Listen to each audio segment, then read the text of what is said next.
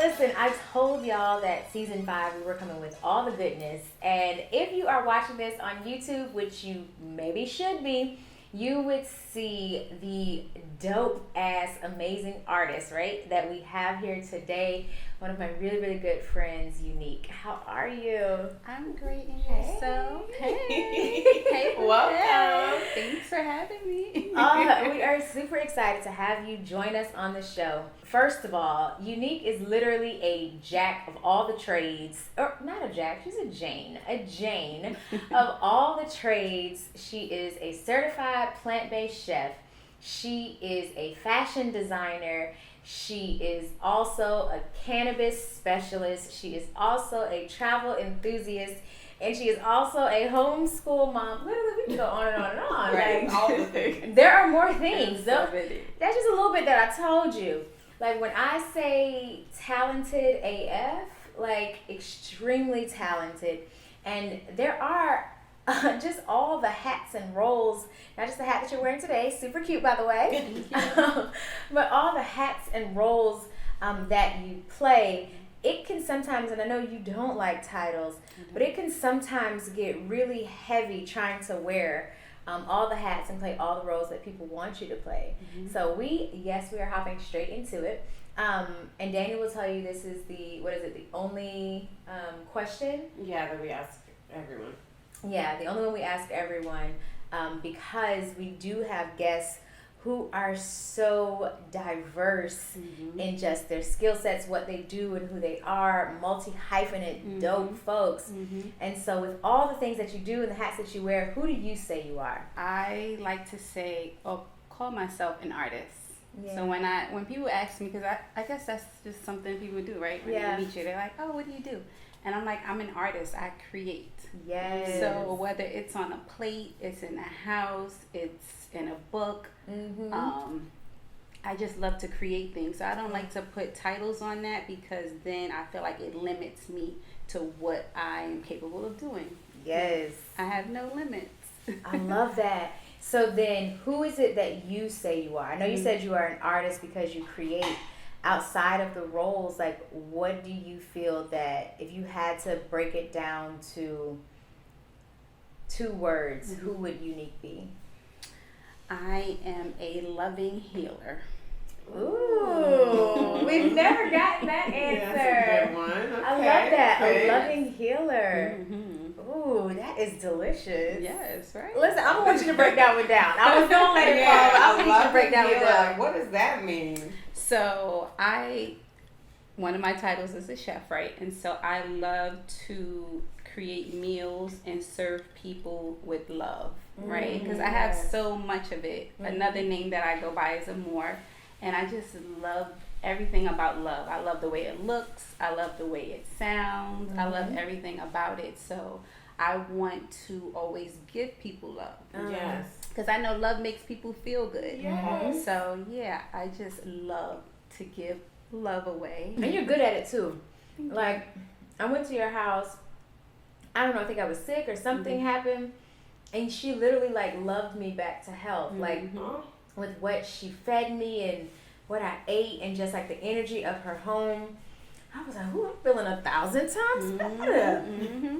And did I take something? I think you gave me, I don't even know what it was, a cannabis something. I gave you some CBD, yeah.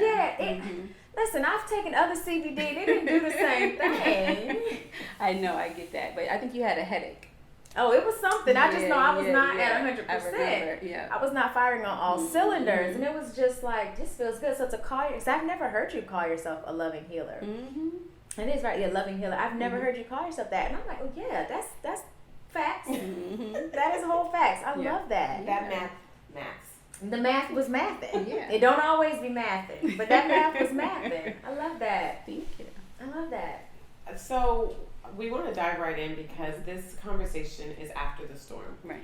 And because you're a friend of Alicia, obviously I've heard about you, and when I said, I was like, oh, it's so nice to finally meet you in person. And every time you bring your close girlfriends, I'm like, okay, another. Like, I love meeting you guys because Alicia, you know, I always compliment just how well you've curated your village and the women in your life, and it's always so great to meet these women that I hear amazing things about. It's never like I'm meeting women that is like, oh, her. Yeah. You know, because of Yeah. all the bad Yeah. they've done. Yeah. Like, Yeah. you just have great friends and great Mhm. women around you. So I just am always so inspired by that, to also be as intentional as possible of curating that for myself, because it is remarkable and it's not easy. Right. And it's such a testament to who you are. So I just love that. So thank you for coming and being able to share this conversation, looking as fabulous as you do. Just fabulous. The conversation is after the storm, because I think a lot of times, especially after the pandemic and all the things that we've all been going through these last couple of years,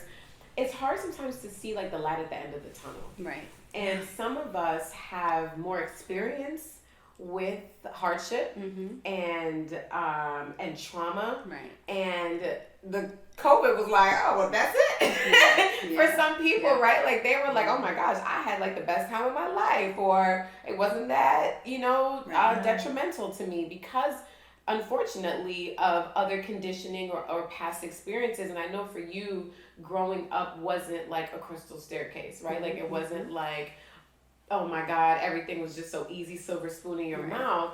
So we kind of wanted to kind of dive into that for you, because a lot of people use that as an excuse not to live a full life. Right. And just based on your Instagram, life is life in the bestest way for you. So I'm curious to know, how were you able to reframe your trauma to create this? And it's like, sometimes you can see on Instagram people are faking the funk, and it's like, you can't fake certain things. Yeah. And what you got going on is the real deal, right? So it's like, how have you been able to use or reframe rather your trauma into this fabulous life? And I think too, before you answer, it always is fascinating to me when you speak on Instagram and on even like in previous interviews that I know you and I have done together about your upbringing. Right. Like, born and raised in the Bronx, coming from what you've come from, everybody don't make it out. So like, how have you used it? Like, to Danny's point, like, what has that been? Well, for one, just to like sum up what my childhood was like, I've been to 23 schools in my life. Whoa. Yes. And so that gives you an idea of comfortability, right? And me not feeling like, oh, I'm not willing to change, because I was forced to change as a child. All the time. Yeah. So like, okay, something new comes. All right. Well, then it's a new challenge, right? Yeah. And for me, I just always dreamed, and I also developed this visual of stairs, right? And those stairs is like, I just continue to go up. I am fortunate enough in my life that I've never had to step back down the steps. Maybe one step I've stayed on longer than I have expected to stay. But I've always just kept moving, whether whether it was good, whether it was bad, I just overcome it just by keep moving forward. So that's that. And then with the pandemic, as y'all know, I homeschool my son, so I love that. Thank that you. Is just like so inspiring. Yeah. I was like, oh, see. Yeah. So like, when the parents were going crazy, and because I was one of the parents going crazy. Yes, I was like, oh well, here's a suggestion: do this, do that. Because remember, you had a whole schedule, girl. And I was like, Alicia, that's not gonna work. And you was like, no, I'm gonna. You just gotta let Alicia do what she gonna do. And she was like, no, I'm gonna stick to this. And I didn't stick to it. Like a week and a half later, she was like, I just threw the whole schedule away. And I was like, schedule? Yeah. So again, during the pandemic, it wasn't a big deal for me. I love change, and I don't get attached to things. So when things don't work out, I move on. And it could be a gift and a curse, because sometimes like in friendships, I'm like, oh, I'm not dealing with that. And I just move on. And the person is like, well, and can I'm we like, talk? Hey, Can we have a conversation? Yeah, let's do lunch one day. And that one day be 4 years later, and we just never meet up. So I'm just. So she likes to run with scissors. Like yes. No. That's honestly what I liked about you, is because I too, like, life for me ain't been no crystal staircase either. So I'm so used to things not working out or not happening. I think how we align so well, because my life been filled with so much damn trauma. I'm just like, next. Like, okay, you don't want to stay? All right, well, moving on. Yeah. Like, what else we doing? Yeah, and not everything lasts forever. Yeah. You know? Yeah. Some things is season. Yeah, season, like, reason, right, all the things. of those things, Yeah. right? Yeah. So then, would you say though that is how you reframe it, because you're so used to change? It's like, oh no, this is something, another opportunity. Like, what would you like? Is it like another opportunity for you to figure out something new, or do you ever get to where you're just like, dang, this one hurt, or dang, this one is tough? Yeah. I would say if, for example, instead of me wanting to move on, right? Because it's like I don't feel like dealing with it, but I really enjoy the person or the situation or the environment, I will work to stay. Yeah. Okay. Yeah. That makes sense. Here's the thing. I love Instagram, because for me, I never take it as something like, oh, I'm looking at it and I'm envious of this person's life, or oh, I want this person's life, because again, just like what you had said in, I think, a previous episode, the things that they're willing to do for their life, I might not be willing to do for it. Right. Like the waking up early, the going to sleep late, I might not be willing to do all that. I might not be willing to work as hard as they work, and I just do the things that they're doing for it, right? That's true. So I'm never envious of somebody else's life. Right. Thankfully, that's something I ain't never had to work through or work on. Right. However, things can look really, really beautiful. But how do you stay present? Because you say change is something that you just used to. Like, okay, well, now let's get it going. Right. So how do you stay present, and also grateful when life isn't as beautiful? Like, what does that look like? I take the bath, girl. I love that. I am quick to go in the bathroom and close it and stay in there for 2 hours. Oh, really? Oh, yes. I got Alicia. She got me into it. Oh, that's why you take so many baths now. Man. Yes. From Unique. Listen. So, hold on, school me. So, what is it about the bath? Like, what?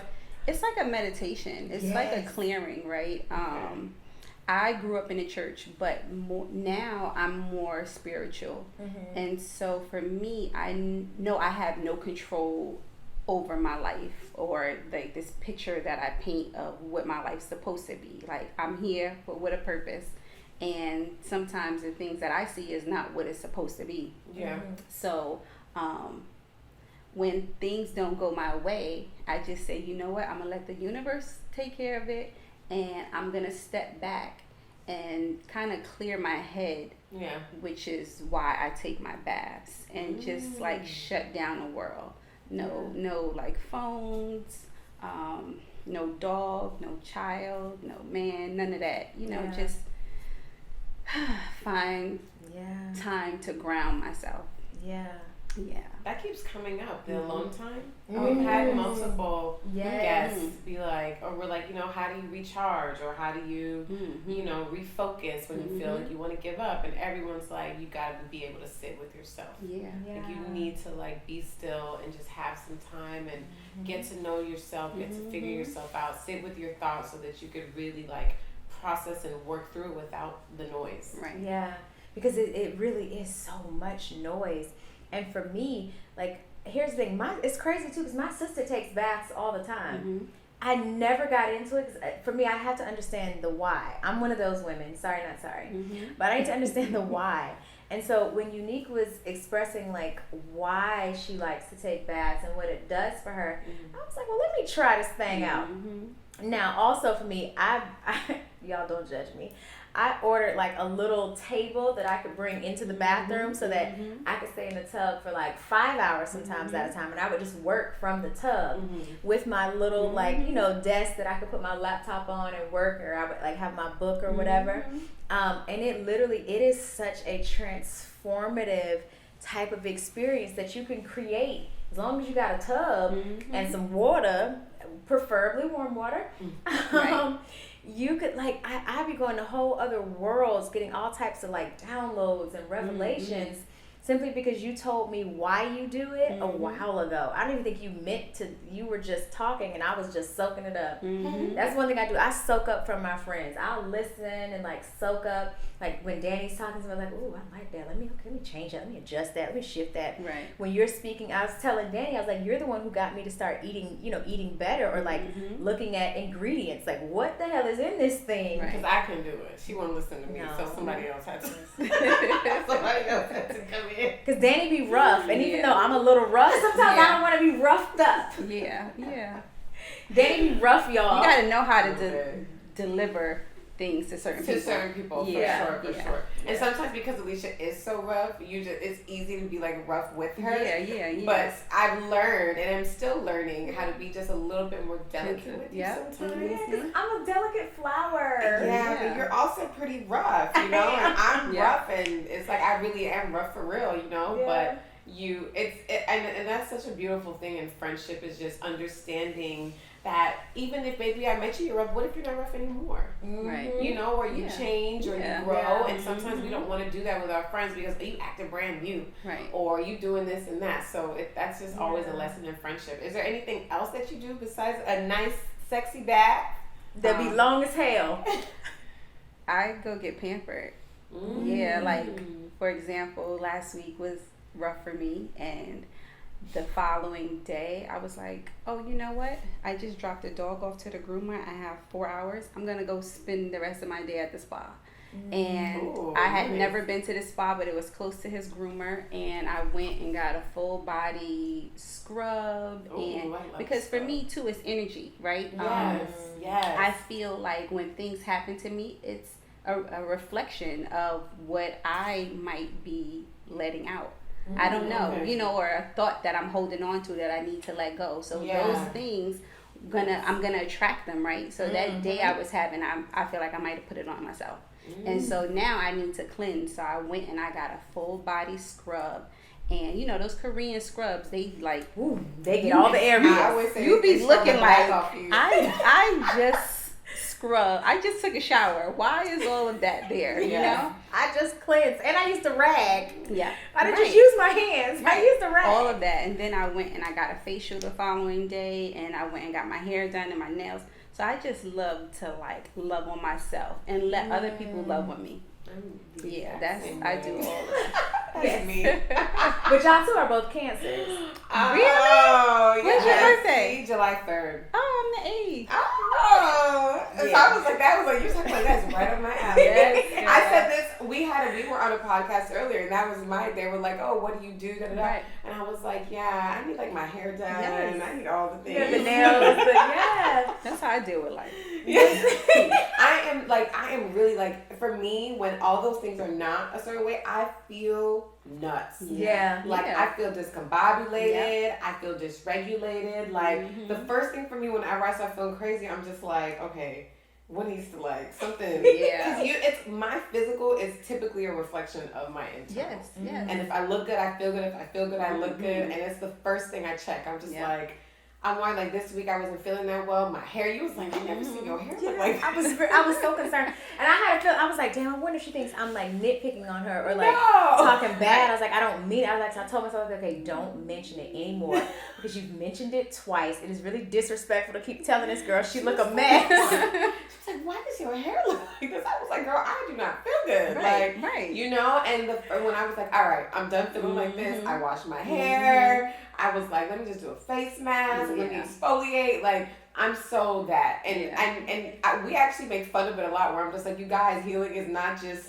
going to the spa, but healing, there is a great deal of it. That especially if that's what works for you. And I think that's the key is find what works for you. Like everyone's self-care isn't the spa, right? Everyone's self-care isn't, some people don't care about their nails. So don't act like that's what it is for you. Like you're just getting your nails done. Yeah. But for some people, it really is like I just feel great. Yeah. No, but for me, it's not just about getting my nails done. I want you to remove the dead. I want nothing on me negative, meaning dead. Yeah, that was there. Like you gotta go. I'm brushing my hair so it can shed. I want you to do my nails and cut my cuticles. Oh, I I want that. you to scrub my body, remove all things negative. Yes. Because if I feel like I'm carrying something negative, then I'm going to attract it. I want it all gone. Ooh, I love I that. love that. I love that. It's deeper than that. Yes, right? it's not It just takes going it- to get my nails done. It's like, get rid of this dead cubicles, honey. Yeah. All this Get gotta it go. all off me. Listen, I will get my nails done, and if you don't cut the dead skin, I will go back the next day somewhere else and get another manicure. Like I need another. We need another go I at this. Don't feel. I want to feel. Yeah. Yeah. Ooh. So this is really good too, because what it basically is honoring who you are. Mm-hmm. And so many times we forget to honor who we are and what we need and what makes us feel whole. Especially women, especially mothers. Oh, yeah. That's a really big one, because I think that we are taught so much to be self-sacrificing, Right. and it's just like about everybody else, and you'll get to you later, and you'll hope that somebody sees you like shriveling away, and you're just like, okay, who's gonna fill my cup? And I think that it's important, especially as mothers, to have those self-care practices. Are there other ways that you make sure that you show up for you, or is there a way that you curate your friend circle the way Alicia does? I know her reasons for curating, but what are some of the ways that you kind of set your life up to make sure that you can show up as a mother, as all the things that you are? Okay, so funny you asked that, because in the past year or two, I find that my circle is getting smaller, and it's because what I want in my friendship is not really available. I find that, yes, I know that we are put here to be used, right? So if we're friends, I want you to be able to use me, and I want to be able to use you, right? Yeah. But I also feel that some people are they don't know what they want. So me as a friend, or wanting you to fill my cup, I want somebody to fill my cup when their cup is full, right? So your overflow is pouring into me. Yeah. I don't want an empty cup from you and I'm taking from you, So I find that there's a lot of people out here who don't know how to fill their cup. They're showing you a cup and they acting like it's full, but it's really empty. Exactly. I can pick up that energy. I don't know if this is a Cancer or I'm just more in tune with the universe now, but I can pick it up, and I don't want it around me. So I find that there's people that I know, I just like, I can't. Yeah. But what too, that is a form of love, because there are people who they will take no matter what it feels like. And so for you to say, like, that loving healer, for you to say, I know that you are not in a place, in a space where you can pour into me, and I don't want to take your reserve. Absolutely. That's a form of loving yourself and them.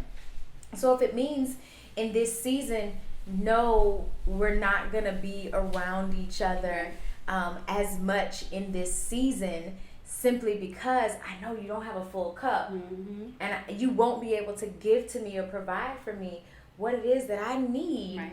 So for now, I'm going to let you go fill you, and I'm going to be over here. Right. Do you think that sometimes, though, that can make people feel like you're abandoning them in their time of need? I mean, I don't know. As friends, like, what do you think? Yeah. Right? It can Yeah, feel like yeah. it can feel like that, because I've definitely been accused of that before. Yeah. Where it's just Ooh, like, me I feel too. like you left me, and my friend had something really traumatic happen to her, and something happened in the midst of it that just really, really, really bothered me, and I couldn't overlook how I felt because of her tragedy, and I decided to kind of step back and just kind of let her Process. do her thing. And I think we didn't speak for almost 2 years. And when we finally came back around to have a conversation, it was like, I felt like you abandoned me. She felt like I wasn't there for her. And, and I was like, okay, I wasn't. And I was like, I wasn't there for you. Right. But it's because I wasn't being authentic to myself to be there for you. Right. Like, it has to come from like a pure place. I have long graduated the school of self-sacrifice and feeling like shit to help you. If I can't help you from a place that feels great to me, I can't help you. Right. And it's like, it comes off as really selfish, but it's just like, I'm way more, what's the word? I feel more blessed because of it. I feel like a better human because of it, because it feels, because I never want anything in return. Right. But when you're giving from this like deficit and this like that struggle bus place, when you ride in the struggle bus and trying to make deliveries, it's just like it makes you're in survival mode, so it makes you very, very like you know, like scrappy. When you get to a space where it's just like I only help when I feel really moved, when I feel really good about it, and that's why there isn't ever any expectation for anything in return in that way. And that I remember that situation was like I felt so badly until I was just like, no, it was okay for me to say I cannot be that, because it doesn't feel like it's coming from the best place. I'm doing it out of obligation rather than real love and wanting to do it. So it's a tough space to be in. I listened to something that Abraham Hicks had said before, and she was like, you know, we've been taught that, you know, being selfish is a bad thing. And being selfish is actually a good thing. And so she was like, when someone says you're being selfish, you should thank them. And lo and behold, within like 30 days, someone was like, you're just so selfish. And I was like, thank you. And it felt good because for one, could you imagine there's people in the world, if more people were selfish and put themselves first, like some people go to work knowing they don't want to be there, and then they're just like miserable at work. I hate when I go to like the DMV or somewhere, and then they're just so mean. Why are you here? Like, why are you here? You don't like this. I need you to Or change. if I don't like something and I'm like sending it back, and they're like act like it's coming out of their check, like just being so mean and miserable, the energy you're spilling that off on other people. It would be a much better world if more people put themselves first and filled their cup. And acknowledge too, like that's why it all goes back to when I say it all the time, acknowledge what you need. Every morning I ask myself, what do you need? Like, what do you need? Like, what do you need today? And then when I ask myself that, it's for me the most important question of my day, of what do you need, I find some way to give myself whatever that is. Some days it's I need to not drive today. Like last week, Wednesday actually, I woke up and I couldn't imagine getting in the car.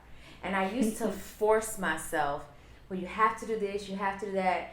No, I ain't gotta do shit but stay black and die. And if we being honest, I don't have to do that, because there are surgeries that could, you know, adjust things for me.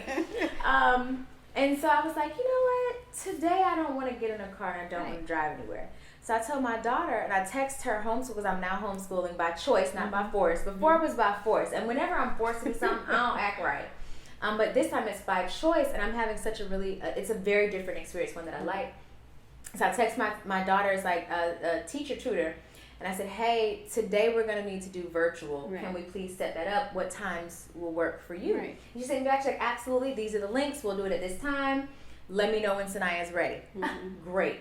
Sanaya came in my room. Sanaya's my daughter, for those who don't know. She came in my room and she's like, hey, mommy, how are you? And I was like, today I'm not feeling so great, so I'm not going to drive today. How are you feeling about just having an at-home school day? She's like, oh, that'll be good. She's like, I wasn't feeling like going anywhere today, too, so this is perfect. And that's so amazing, because you're teaching her how to honor her needs, honor how she feels, like to kind of walk in that and find an alternative. It's not like, I don't feel like driving, let's just throw in the towel and just be lazy and do nothing. No, we still got things done. What's the better way, right? What's an alternate route that we can take to still get the same results, that just feels way better. And it felt so much better. That's all communication. It felt better. That's with me homeschooling. That's my number one objective for my son, to learn how to communicate. It'll get him out of trouble. You know, it's just like you can be a much better human if you Yeah. communicate. Look, you communicated with your daughter and she said, you know what, I'm feeling the same way. To me too, sis. Versus you getting in the car with her and just like, oh, With I a don't feel like nasty doing attitude. this. Yeah, like I don't feel like going. I don't have, And you transfer that energy to her, Yes. send her off into Yes. the world, and expect her to be great. Right? And if she How? acts up at school or she feels some type, it's just like Right. it's a trickle effect. We really affect each other. When you, because I'm fascinated by homeschooling, I was definitely an advocate and an annoying friend. Right. She was. pushing her to homeschool. homeschool. Yeah, so can you give us, I know it's not on topic exactly, but I know it's something a lot of people are more interested in now Right. because COVID kind of showed us like, maybe this is an option now. Yeah. So can you tell us a little bit about your journey with homeschooling, why you homeschool, and how long you've been doing it and things like that? So I've been homeschooling for 7 years. I had to do it abruptly. And my son was in a private school. He was his first month of second grade. And I am very big on communicating with my son. So they had parent teachers night, but the children weren't allowed to go. So when we got to the classroom, they had us sit in our child's seat. So you know how they have the desk and it's like 4 kids like in a circle kind of thing. So I looked at the name, so I know I'm sitting next to Kim's father, I'm sitting next to Mike's mother. Yeah. So when I got home, I was like, hey, Aiden, so you know, I went to your school, I sat in your desk, I see you sit next to Kim and you sit next to Mike, like how do you get along with them? Are those your friends? And so he said, I don't sit next to Kim and I don't sit next to Mike. And I was like, what do you mean? And he said, I sit next to the teacher. And so I'm saying to myself, no, the teacher sits, like, I seen her desk was behind you. And he said, no, I sit in a desk by myself. And there's no kid sitting next to me. And so I'm like, okay, so explain to me when you walk in the classroom. You know, I'm trying to get, because I know I just said, yeah. So the next, I realized that she changed his seat for me when I came to parents teacher night. Yeah. So I went to the school the next day and I had a conversation with her. But I always was told that this teacher was like the hardest teacher in the school and there was only 1 grade per class. So what I did to get him comfortable with her when he was in first grade, you are allowed to get the teachers, any teacher in the school, to tutor your child. So I would have her tutor him once a week. You pay them cash. And they tutor them for an hour.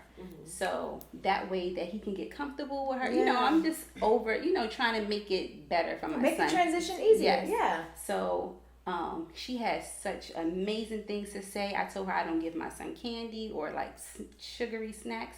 Yeah. I was picking him up. She was giving him a lollipop. He just did so well, blah, blah, blah. Get to this now, fast forward back when I'm meeting up with her, like, I just had a conversation with Aiden. You didn't sit me in the seat that he was in. She was like, oh, well, sometimes I change the seats around. I said, yeah, but why wouldn't you have me sit in the seat that my son's been sitting in since he started school? Because it's only been a month. Yeah. Why would you change it the night of the meeting? Because it feels shady, sis. It feels shady. Fact that, for one, when I interviewed the school, one thing that I liked about the school was it was diverse. So, you know, there were Asians, Hispanics, Caucasians, Black, but my son was the only Black boy. And I listened to When in Universe tell me things because I had read a study. I don't know if it was from Yale or Harvard, but it was one of those 2 schools, and they did a study on Black boys and classrooms. This like marble, this like jar of red marbles and it being 1 blue marble. They said that even though you say that you're not looking at the blue marble, the way your eyes and your brain works is gonna channel to that one. And I felt that was my son being channeled. And I'm like, how do you put a kid by himself the first month of school and everybody else is by each other? And these are kids, they're gonna pick up on that. So if he's sitting by himself, I remember like when I've seen kids by themselves, they're usually the ones that smell or bad or right. So it's like, you aren't helping my son make friends, because he also said he didn't have any friends in the classroom. And I was like, this is not going to work for me. But because, private schools... Did she ever say why she was sending him alone? No, She just said that that's just where the seat that he, it was. Yeah. She tried to clean it up, but I knew what it was. So some people would have maybe been like, he needs another teacher or switch schools. Why were you like? Because that was just one incident. Mm-hmm. Yeah, there was another incident where my son had, actually like 3 days later, my son had went to the playground, was playing, he fell, and like, when you fall on your hand, you like scuff. Yeah. Here. So you know what a scuff looked like. It just looked like the skin kind of pulls back. Yeah, just a little bit. It's a little scruff. So he didn't tell anybody because so he went to art and they were making something. They was using scissors and he had long hair, so he cut his hair. And they sent him to the nurse's office and said that he was a cutter. They sent me an email saying that my son was a cutter. And I was like... Your second grader? My second grade black son is a cutter. I was like, for one... We don't even know what that is. Black people are not cutters. Well, some of us are. No, I mean the percentage... But not that young. The percentage of a black person is very much lower than other races. And so... Black people are not cutters. Yeah. It's like... We don't do that. I don't know anybody. It's definitely not as prevalent. It's not as prevalent. It's because we're a vain people. Okay, we are a very vain people. We like ourselves. Right. It's nothing wrong with it. I feel like there's nothing wrong as long as your vanity isn't detrimental to others. Right. I'm a vain person. Like if you're watching this on YouTube, I'm currently twirling my hair. Why? Because I like it. Right. We are a vain people. It is what it is. I don't think there's anything wrong with that. Right. So when we do self-harm, it's usually there isn't a high percentage of us that are like self-harming in that way. Right. We self-harm in other ways, like with our food, but that's not the story. Right. But we don't usually self-harm in that way. Right. And so that was the last straw.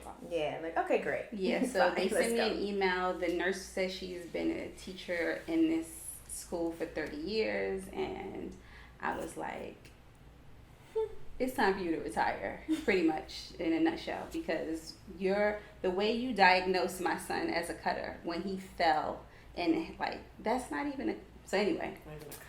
Yeah, so I pulled him out of the school, and then I was forced to homeschool him.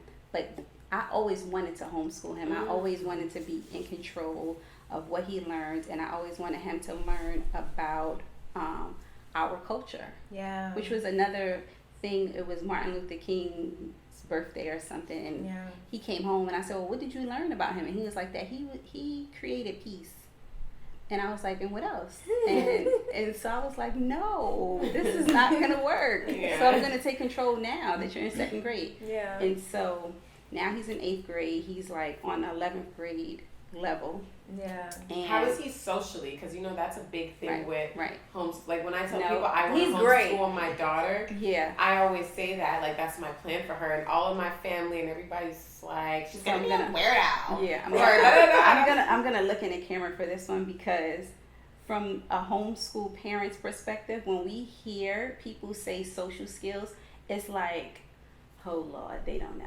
Exactly. Yeah, it's a myth. It has to be. Yeah, that makes no logical sense. Yeah. So put them in activities. Yeah. Like, so the thing is, most children when they go to school, they only interact with their peers. And they are taught that adults are superior, right? And which is not necessarily a good thing because how do you your child needs to know how to communicate with all ages across the board. Yeah. So my son knows how to have a conversation with an adult and understand that it's an adult, so you're going to respect them, right? But not feeling like power. It's so that's one of the reasons. Another thing is he's in tons of sports. We just left California. Yes. The Junior Olympics. My son's made it to the Junior Olympics for track and field 5 years in a row. Listen. Yeah. Mm-hmm. But you worry about social skills. I know, right? That's the thing. I'm just like, every homeschool child that I've met is amazing. Yeah. So I was just like, every time I hear it and I hear the little voices trying to discourage me, I'm just nah, I can do a way better job than anybody else. Learning, I know it. And you're dedicated to it. Now. He's taken Mandarin for like 4 years. He's traveled together about 70 countries. You and him have traveled to 70 countries? Yes. He's I know this is off topic, but this is fascinating. Okay, people even know that this exists. Yeah. What? So like we 70 learned countries by the 8th grade? Yeah. What is that about? I know we have a travel question. You want we'll get back to the questions the lady y'all have. Yeah, so, and right now he just started a new school based out of New Orleans, and it's about African studies. So they teach them everything from like an African perspective. So with the homeschool, you also combine like another school, or what do you mean he started a school? So he does a virtual online school now. Okay. Before I was his teacher all of those years. Oh, really? Only you? Only me. And I would have like private teachers to come in and do certain subjects. But for the most part, I was creating his curriculum. I would like do my research and find books and say, okay, I want to go to Africa this year, so let's pick what countries we're going to go to. We're going to learn about those countries, and then we're going to go to them. So that was part of the social studies. Oh my gosh. Yeah. You know what I love? I just like, you just made my whole life. Like, my whole week. I was so tired. And coming into this, I was like, Lord, please give me some divine strength to make it through this interview. Let me pour it into your cup. I am exhausted, right? And you just like gave me life. That is amazing. Mm-hmm. And you know remember what I like that's hold on really quick. Yes. That's when we have a conversation. We're talking about like doing your best. Yes. And mothers doing their best, and we're in this space now. And I said in the other episode, so if you want to hear more about it, dive into that. It's called "Do Your Best" with a question mark. Where like we're in this space now where like you don't want to offend mothers, right? So like everyone's just doing their best, even when they're doing bullshit. Like y'all, like that's not that's not like it. For you to be an exceptional mother, it takes like a lot of extra work. Just effort. feeding and clothing them and keeping them alive. Right. It's a little more than that. Yeah, it is. So to hear that is just like, that is amazing. I love it. And what no, you're fine. You're totally fine. I love that you said that, because what I like the most is that people think that when you say the word homeschool that it means one thing. Yeah. Like, yes, I homeschool. And also, I have a certified teacher, and we call her a teacher tutor. But Sanaya says she goes to a private homeschool because she said that's what makes her feel great to say she's in a private homeschool. So yes, honey, we are in a private homeschool, and we have designed it based on what works for us. So for me, I feel as though, and Danny was actually, so you introduced homeschooling to me during a time where it was by force. Danny made me feel really good about homeschooling her because it was I never homeschooled a child a day in my life. I just never the concept of it, like how you always wanted to homeschool him, so this is like I'm just gonna take it. And I ain't never wanted to homeschool mine. It's just like, oh my, I can't wait. Like I have to. Like it's just it's the way. Yeah, but I'm excited that we get to decide what are you gonna learn. Like anyone who has ever met my kid will tell you. This child, she speaks to an adult the way she speaks to a child, not in a disrespectful manner, but just in a I know who I am. This confidence. Is what. Yeah, the confidence is on 100,000. She's just very clear, very aware, highly emotionally intelligent, which is the same thing with Aiden.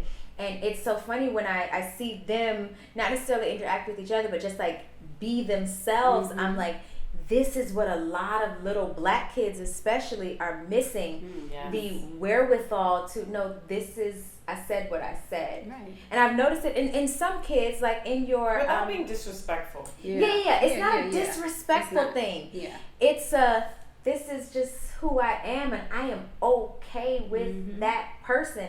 That is beyond. And the willingness and the understanding too that I can create and frame this however works for me in my life. Right. Whether it's hiring a teacher to come in to teach your kids because you are working from home, or whether it's deciding that, okay, I'm going to let you go to a co-op. A co-op is a number of other parents with their kids who also homeschool their kids. So that social thing folks be so worried about. There are options and alternatives. But you introduced to me the full breadth of what homeschooling can look like. You made me feel good about it, and then I made a choice to like, this is what we're gonna do. Yeah, this is how we're gonna do it. That's incredible. I want to circle back to all this travel. 70 plus countries by the time he was 8th grade. Oh my God. Well, that means she's probably been to even more. Yeah. How many countries have you been to? You think roughly? I don't even know. Yeah, I don't even know. Really? It's over 70, obviously. I say together. Is over 70. Yeah. So that's including mine's mostly and his, but most of them together. What is that? Because to travel that much, you have to be it has to be on purpose, right? Like, unless it's for work only, most people who are like traveling for leisure or experience to travel that much, it has to be something that means something to you. So I'm assuming it's something bigger than just the travel for you. So is there something behind the traveling and why you choose to travel so extensively, other than the obvious reasons, just for you as a person? Because God created a whole world. Yeah. That's to sum it up. Like, he created this whole world. Why am I just staying in New York? Because this is where I was born. Yeah. I don't think that, like, why is there a whole world and we're just subject to just be here? Yeah. Yeah, man. Yeah. I want to see it all. I don't want to believe what the media says. I want to go see for myself. Yeah. I love to shop, to travel. So no, it's a thing. It gets in a curse, I guess. I don't know. But I love to shop, to travel. So it's like, okay, my love for shopping. I know I'm going somewhere. And then I also like to try different foods. The chef in me wants to, because I have Spanish food in New York. Like, I want to actually go to Puerto Rico or go to Spain and, like, try the foods and compare and come home and recreate. Yeah. So, Yeah, I always feel too, like, because like I said earlier, you grew up in the Bronx. Mm-hmm. Do you think, like, a part of why you travel so much, like, it's giving that inner child of yours an opportunity to see the things that she wasn't able to see? Because yes, you were dreaming as a child, right, but those dreams weren't realized. It wasn't your reality. So do you feel like a part of you is, like, tapping into and giving your inner child what you feel you may not have gotten an opportunity to experience? So on social media, more this past trip than others, I've been telling people that my son is my inner child's best friend. And beautiful. I say that because I kept thanking him on this trip, because so in our travels, right? Because at the end of the day, he is 13. There's things that he wants to do and some things that he don't want to do, and there's things that I want to do and he don't want to do. So we compromise, right? And so that's me making sure that there's a pool at the hotel and the Wi-Fi is strong. Those things are important to him. That's not important to me, because if my hair is done, I'm not getting in the water. So we compromise. Be clear. Yeah. But another thing is, he is adventurous. When I was younger, yes, I would go on a roller coaster and be in the front with my arms up. But now I'm like, what if? So I don't have to get on the roller coasters. But that's so me. Yes, I think it's most adults, right? Because it's like we I have wanna more to be live for now. Listen, I got a whole lot to lose. I'm Right. good, love. I want to go on nobody roller coaster. Right. The bitches keep flying off and breaking people's backs. Yes. I'm good. Yeah, so a few things that we did on this trip, that when we were done, I just was like, give me a hug. I just want to thank you for pushing me to do things that I wouldn't normally do. Yeah. And it made me feel like I'm with my best friend. Like, we're just having a good time. And that is me going back into my childhood trauma. Because, like, as a kid, I didn't travel. I just would see things on TV and be like, oh, I'm going to go there. I can't wait to do this. And when I would be in my social studies book and, like, see the pyramids, I was like, okay, so one day I'm going to go there. So I'm just, like, planting these seeds and telling the universe, this is what I want. Yeah, right? From a child. From a child, yeah. And so one thing we did was the hot air balloon. Scared to death. I was like, it got to the point where it was getting ready to take off, and I was like, I could jump out right now. Like, this, if you're gonna jump out, you got to jump out right now. Like, I'm calculating it, but I was like, if I jump out, he's not gonna have a chance to jump out. Actually, he's not going to jump out, and then he's gonna go up by himself. And so, okay, I'm gonna stay. And I was nervous for maybe like the first 5 or 10 minutes, but once, and it was like, you're up there for an hour. Oh, I can't wait. When I'm gonna have to do it soon. while I was up there and I started seeing the balloon come down, I was like, wait, it hasn't been an hour. Like, it felt so good. And I was like, if he wouldn't have pushed me to do this, I probably would have never done this. And now I'm like, well, let's do it again.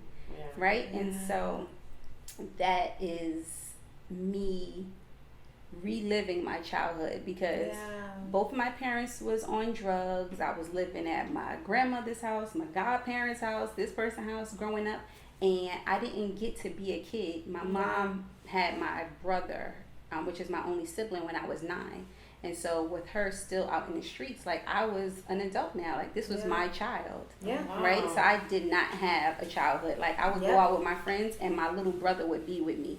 Yeah. All the time. Yeah. So yeah. So now it's like I get to be that kid. Like I'm not leaving this world without being a kid. Yes. You know? Yeah. That is And another so- reason why you and I align because I stopped being a kid at 8. Yeah. Like when my mother's son died, her best friend at the time told me I wasn't allowed to cry. Mm-hmm. And it was so refreshing when I went to Mexico with Danielle Leslie actually for her birthday. Mm-hmm. And they did this session where you were healing the pieces and parts of you that were broken the most and that were hurt the most. And in the guided session with Sean Derrick, who is dope, don't worry, we're going to have him on the podcast. But he was like, I want you to go back to the place where you stop being a child, where you stop crying, where you stop allowing yourself to feel. And for me, that was 8 years old. Right. I'm so tough because at 8, I had 2 other siblings under me, a mother who had just lost a child who, when the child died, her mind left. A father who couldn't manage all the emotions and feelings that came with now dealing with a woman who is crazy as hell. No disrespect, that's not the PC answer, but the motherfucker was crazy. She was trying to steal white people babies in the mall. Say what you want, feel how you want to feel. I know it's not the politically correct, but that's the rough part of me coming out. Right. So at 8, I didn't cry. I stopped playing with Barbies. I did not cry. I think I cried again when I was 16 when I almost killed me and my siblings in a really bad car accident.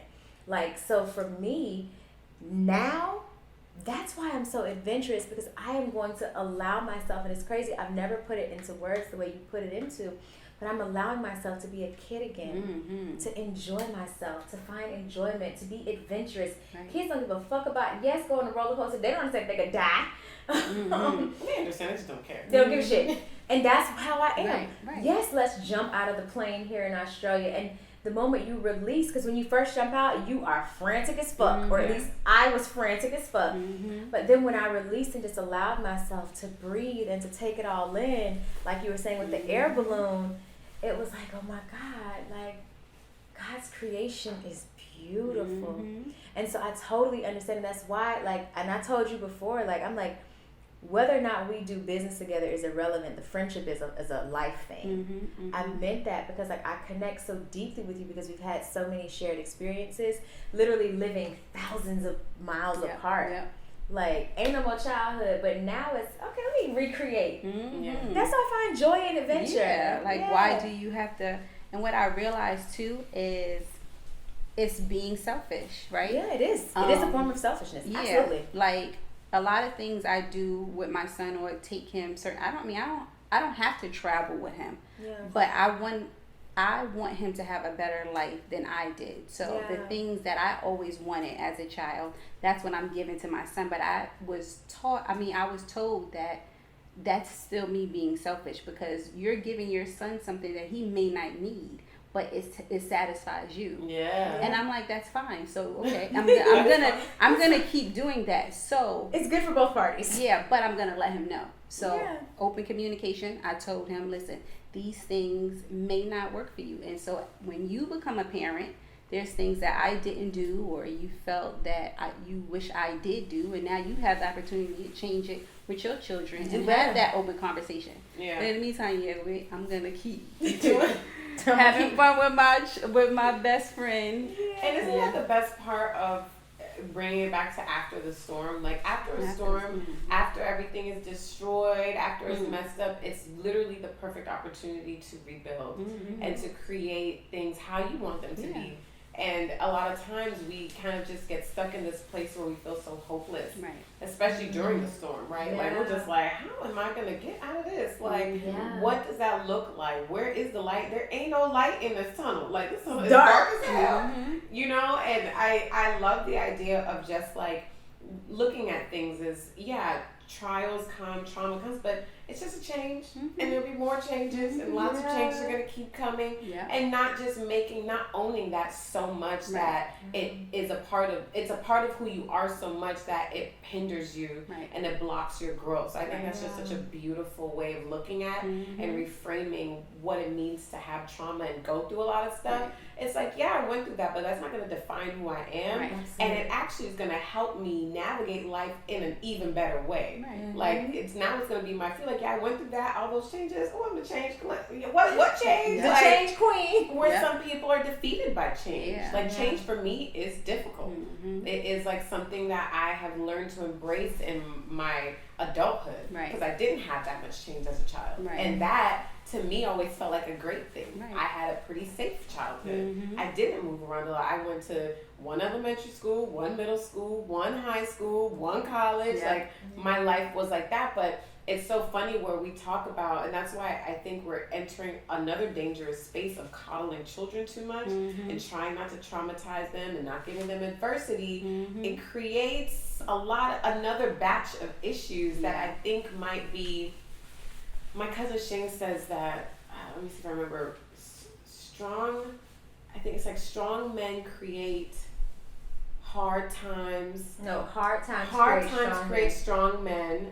And what is it? And strong men create soft something. And soft times create soft men. Right? And it's like this thing I think about all the time, even raising my own daughter, like, there's so much that I had to learn the really, really hard way in life as an adult that I'm not saying I needed trauma or I needed adversity, but if I had a little bit more resistance practice at a younger age, maybe with adversity versus trauma, I feel like things may be different. I love my life and it's great, but I wish I had that approach that you probably always had when I was 19. And things were changing. I was just like crumbling and dying because of change, which is inevitable, which is always going to happen. But it's all about how you look at it and what your mentality is towards it. I look at it like this. You know, when I was younger, there was this saying like the hard knock life, right? I grew up in this hard knock life. I've transitioned because the opposite of hard is soft. So now my life is soft. The soft life. And ain't nothing wrong with it. And I'm not going back to the hard. Amen. We ain't doing that. Yeah, everything is soft. I'm just like a soft living over here. I love the storm. It's soft. It's soft over here. It's soft over here. I love it. So where can we stay connected?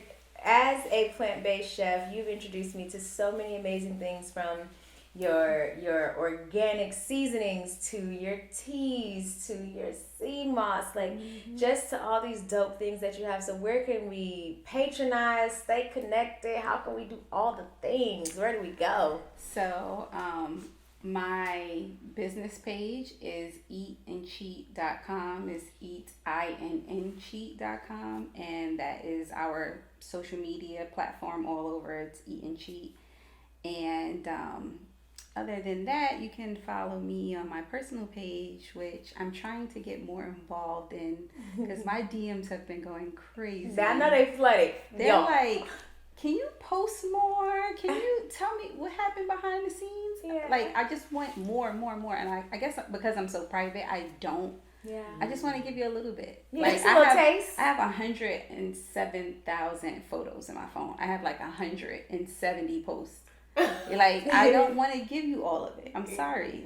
Nothing wrong with that. Look, but for a fee, you can go to Eat and Cheat, and we can put together a consultation, and we can pick my brain and do all those things. Do all the things. I love that. And what is the Instagram though for if you do post? A more unique __. Okay. Yeah. I love that. And you can stay connected with me all over Beyonce and Rihanna's internet at Alicia Reese. That's ALECHIA. Last name Reese, REESE. And then you can stay connected to Triggered, because listen, we are bringing these conversations, these experiences. You get to play with us live and living color.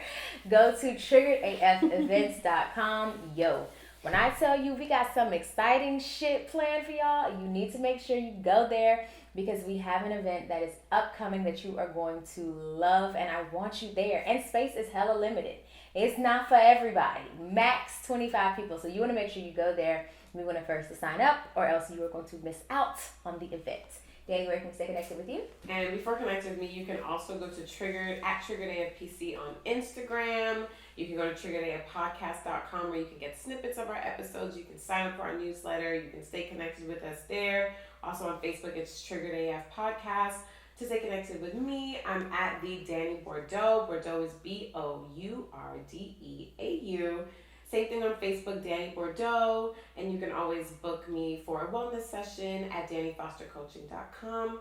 Thank you so much, Unique, for coming on and telling us your fascinating life. I feel like I need to know more. So thank you so much for that, and just showing us what a soft life looks like, and how to have the right perspective to create that soft life. It looks really good on Instagram, like, oh, soft life, but it's like, are you happy in that soft life? Is it really as soft as you're trying to make it seem? And so it's just an honor to sit here with you. So thank you guys for listening. Share with your friends. We're here everywhere podcasts are casted. We are on YouTube, and y'all want to watch this YouTube so y'all can see this fabulousness that is Unique with this hat and the dress and all the things, y'all. Okay, we cute, but she is doing it. Listen, okay, so we cute, but she cuter. And that's okay. And that's okay. It's okay. Thank you, I'm guys. unique. Thank you, guys. Bye. Bye.